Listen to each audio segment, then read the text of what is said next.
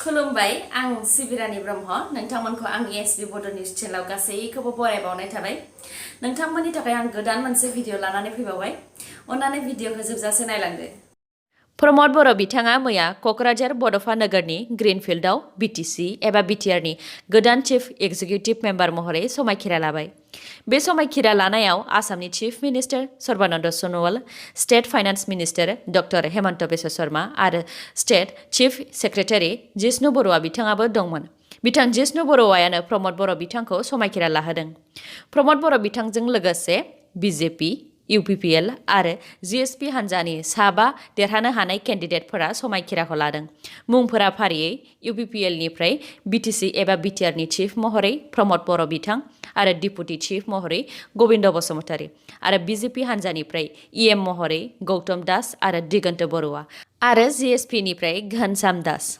बिथांमोननि बे समायखिरा लानाय हाबाफारियाव गोबां रायजो राजाफोरा मदद हैदों बिथां प्रमद बर'आ समायखिरा लानाय जौसां एबा स्टेजनिफ्राय बांसिनै सोलायनायनि खोथाखौ नोजोर होनानै बिबुंथि लाखिदों बिथाङा BTR नि दफाफोरखौ मोनफा मोनफायै गासैखौबो मावफुंगोन होननानै बुंथिदों आरो फैगौ 5 बोसोराव गासैबो हारि माहारिनि गेजेराव गोजोन आरो खौसेथि लाबोगोन होननानै बुंथिदों समायखिरा लाखांनायनि उनाव मैया चीफ प्रमद बर' बिथाङा BTC नि सेक्रेटारि अफिसावबो चीफ महरै गिबि आगान हैदों समायखिरा लानाय हाबाफारिया जोबखांनाय लोगो लोगोनो गासैबो देरहानो हानाय केन्डिडेटफोरखौ गुवाहाटी फारसे टाइट सिकिउरिटि एबा गोख्रों नोजोर होनानै हटेल लिलिआव दोनहैफिनदों बिनि सोमोन्दै दासिमबो बुजिनो हायाखै मानि थाखाय गुवाहाटीसिम लांनानै गोख्रों नोजोर लाखिनानै दोनहैफिनदों BPF दोलोनि गोख्रों दैदेनगिरि आरो थांनाय बावैसो BTC नि ब्रैथि बिसायख'थियाव BPF नि जानानै MCLA मासियाव जमदुवार बियाबनिफ्राय देरहासारनो हानाय रेवरेवा नार्जिहारिया BPF दोलोखौ एंगारबाय एबा रिजाइन होबाय होननानै खौराङाव मोननाय जादों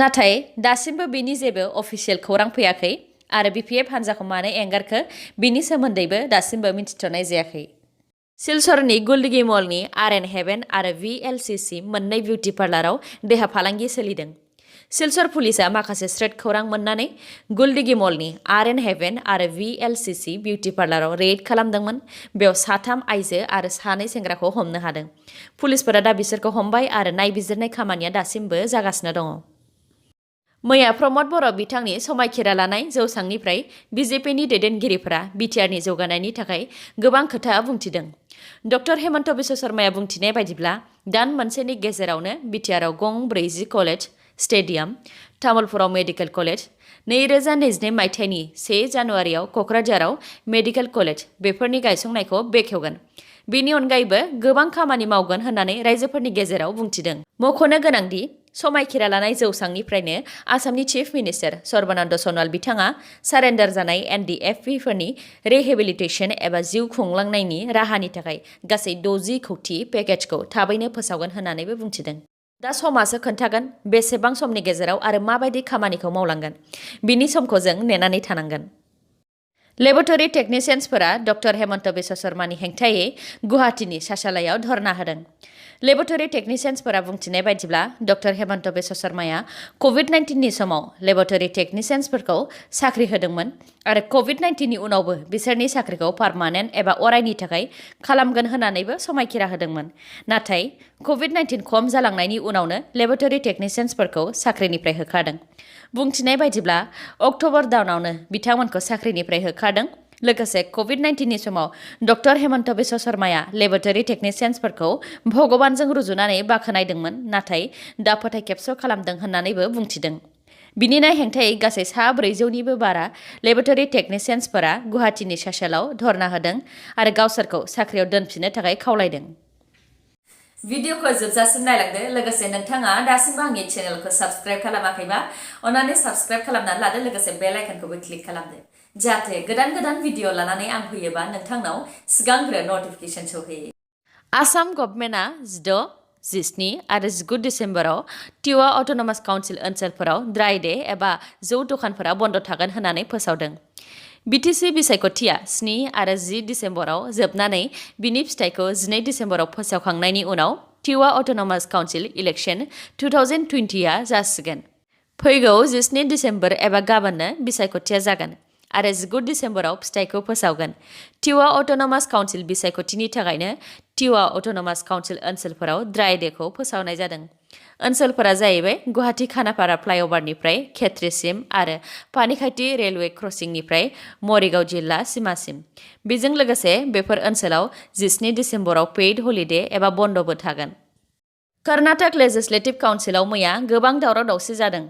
कर्नाटक लेजिस्लेटिभ काउन्सिला गोबां सान बन्द थाखांनायनि उनाव मैया सेसनखौ जागायफिनदोंमोन। लेजिस्लेटिभ काउन्सिलनि चेयारमेना कंग्रेस हान्जानिमोन। उनाव बीजेपी आरो जनता दलआ एलायन्सआव फैनानै मेजरिटि जानायाव जनता दलनि डिपुटि स्पिकार एस.एल. धर्मागावदाया चेयारमेननि चेयाराव जिरायनानै सेसनखौ जागायनो नागिरदोंमोन। बेयावनो कंग्रेसनि मेम्बारफोरा डिपुटि स्पिकारखौ चेयारनिफ्राय सिखारनो थिनदोंमोन। मानोना चेयारमेननि चेयाराव जिरायनाय गनायथि मोनजोबालासे डिपुटि स्पिकारा जिरायदोंमोन। बीजेपी आरो जनता दलआ मेजरिटि मोनदोंमोनब्लाबो अफिसियेलि गनायथि मोनाखैमोन। बेनि थाखायनो चेयारनिफ्राय सिखारनो थिनदोंमोन आरो सिखारियाव कंग्रेस मेम्बारफोरा डिपुटि स्पिकारखौ चेयारनिफ्राय हमख्राब बोख्लायनाय जादों। बेयावनो बीजेपी आरो जनता दलनि मेम्बारफोर आरो कंग्रेसफोरनि मेम्बारफोरनि गेजेराव नारा-नाथा जादों। उनाव लेजिस्लेटिभ काउन्सिलनि सेसनखौ बन्द खालामनो गोनां जादों। बैसो जानायफोरखौ दोनग्रा आश्रमाव अर नांनानै गासै 11 बैसो जानाय सुबुंफोरा जिउ गोमानो गोनां जादों। बे दुखुनांथाव जाथाया रासियानि खोला उराल्सनि बास्केरिया ओनसोलाव जादों। बैसो जानाय मानसिफोरखौ दोनग्रा आश्रमाव अर नांनानै गासै 11 बैसो जानाय सुबुंफोरा जिउ गोमादों आरो 3 गाज्रियैनो जोखोम जादों। थैनाय 11नि मादाव 7 बोरायफोर आरो 4 बुरैफोरमोन आरो बैसोआ 57 निफ्राय 80 बोसोर बैसोनि गेजेराव गोजामोन। आश्रमाव अर नांनायनि जाहोनखौ दासिमबो मिथिथ'नाय जायाखै। पुलिसफोरा आश्रमनि बिगोमाखौ हमनानै सोंनाय फिननाय लानाय खामानिखौ मावगासिनो। 1 कौटि रांनि गान्जाजों लोगोसे सानैखौ हमदों। त्रिपुरानि खौवाइ जिल्लानि तेलियामुरा हालामनिफ्राय त्रिपुरा पुलिसआ 2 गान्जा फालांगिरिजों लोगोसे खमैबो 1 कौटि रांनि गान्जा हमनो हादों। तेलियामुरानि डीएसपी सनाचरन जमातियाया बुंथिनाय बायदिब्ला फालांगिरिफोरा आगरतलानिफ्राय आसाम फारसे फालांगि खालामनो लांबाय थादोंमोन। बे समावनो गान्जाजों लोगोसे 2 फालांगिरिखौ हमनो हादों। 20 सान जानाय लोगो लोगो आबादारिफोरनि धरनायाव 2000 निबो बारा आइजोफोराबो आबादारिफोरजों धरनायाव बाहागो लाफैगोन होननानै फोसावदों। थाद'नाय गैयालासे आबादारिफोरा आबादारि बिलनि हेंथायै धरना होबाय थानायाव दा पान्जाबनि गुबुन गुबुन जायगानिफ्राय 2000 निबो बारा आइजोफोराबो बाहागो लासिगोन। बेनि थाखायनो आइजोफोर थाग्रा आलदा टेन्ट, जाग्रा लोंग्रा टेन्ट बायदि बानायगासिनो दङ। बिथांमोनहा दिल्लीनि दाब दाब जायगाफोराव धरनाखौ होगोन। गोलाव सम धरना होब्लाबो सेन्ट्रेल गभर्नमेन्टआ दासिमबो आबादारि बिलखौ बोखारनायनि सायाव जेबो थांखि लायाखै। बेखायनो बे सोमावसारनाय हाबाफारियाव आइजोफोराबो हौवाफोरखौ मदद होनो ओंखारबोसिगोन। दिनैनि निउसआ एसेनोसै। गाबोन आरो गोदान निउसजों लोगो मोनफिनबावगोन। नोंथांमोना दासिमबो आंनि चेनेलखौ साबस्क्राइब खालामनानै लायाखैबा अन्नानै साबस्क्राइब खालामनानै लादो आरो लाइक, कमेन्ट आरो शेयार खालामनो दाबाव। गोजोन्थों।